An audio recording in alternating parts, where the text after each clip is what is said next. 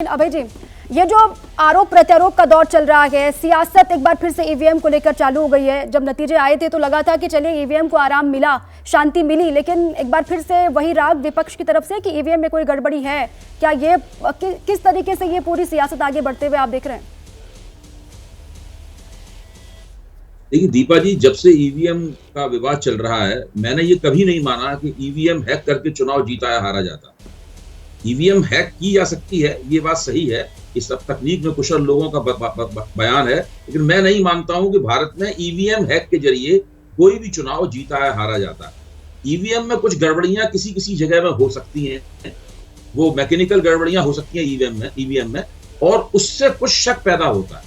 अब वो शक कैसे पैदा होता है? अभी तक जितनी भी खबरें इस तरह की गड़बड़ियों की आई हैं, वो हमेशा यही होता है कि बटन आप किसी विपक्ष के चुनाव चिन्ह पर दबाते हैं और कमल पे वोट निकलता है। उसमें गिरफ्तारियां होती हैं, जांच होती है, उसको ठीक कर लिया जाता है, ये सही बात है।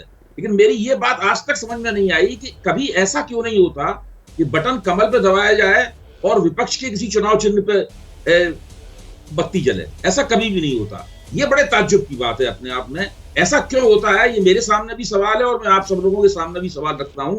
आप पिछले कई साल की एक भी खबर ऐसी नहीं बता सकते जिसमें हाथ पे बटन दबाया गया हो तो कमल पे बटन दबाया गया हो तो हाथ पे निकला हो, या साइकिल पे निकला हो, या तीर पे निकला हो। ऐसा कभी भी नहीं होता। पहली बात तो ये है कि ये शक पैदा करता है। दूसरी बात यह है कि ईवीएम के इस्तेमाल से वोट डालने और वोट गिनने की संरचना में कुछ इस तरह के परिवर्तन हुए हैं जिससे वोट की गोपनीयता समाप्त हो गई है।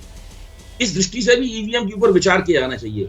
होता यह है कि पहले जो मतदान केंद्र में वोट पड़ते थे तो उन सबकी जब वो मतगणना में जाते थे तो सारी पर्चियां मिला ली जाती थी, सारे मतपत्र मिला लिए जाते थे, फिर अलग अलग पार्टियों की गड्डियां बनती थी, फिर उनकी गिनती होती थी। मैंने खुद भी इस तरह की गिनती होते हुए अपनी आंखों से देखी और हमारे साथियों ने भी देखी होगी। अब क्या है कि एक मतदान केंद्र के वोट एक ईवीएम में होते हैं।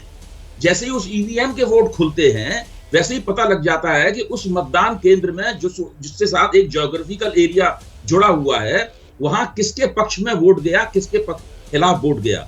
उससे मोटे तौर पर पता लग जाता है कि उस इलाके में कौन सी पार्टी जीती, कौन सी पार्टी हारी।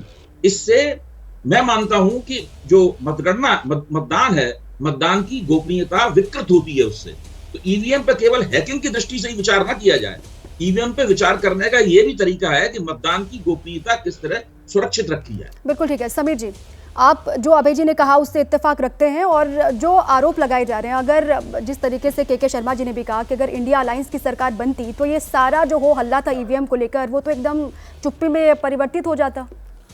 देखिए, मुझे लग रहा है कि चित भी मेरी और पट भी मेरी दोनों नहीं हो सकता। या तो आप ईवीएम पे पूरा भरोसा करो या ईवीएम को पूरी तरह से नकार दो। आप अगर चुनाव जीतते हो, अगर महाराष्ट्र के अंदर कांग्रेस 1 से 13 सीटों पे पहुंच जाती है तो ईवीएम में कोई दिक्कत नहीं है। उद्धव ठाकरे 9 सीटों पे पहुंच जाते हैं तो ईवीएम में कोई दिक्कत नहीं है। भारतीय जनता पार्टी इतना बुरा प्रदर्शन करके महाराष्ट्र में 9 सीटों पर आ जाती है तो इन्हें ईवीएम में दिक्कत नहीं आती। मेरा ये कहना है कि भाई अगर ईवीएम में दिक्कत छिड़कानी हो सकती थी तो क्या स्मृति ईरानी अमेठी से जीत जाती? क्या प्रधानमंत्री मोदी 1.5 लाख से सिर्फ वाराणसी से चुनाव जीत पाते? क्या राहुल गांधी दोनों सीट से, वायनाड से और रायबरेली से चुनाव जीत पाते? मुझे लग रहा है कि ये आप सिलेक्टिव नहीं हो सकते कि जहां पर आपको लगता है कि आप हार रहे हो तो आप कह दो कि ईवीएम के अंदर प्रॉब्लम है। जहां आप जीत रहे हो आप कह दो कि इसको छोड़ दीजिए, आप उसकी बात मत कीजिए। जहां हम हार रहे हैं वहां पे करो।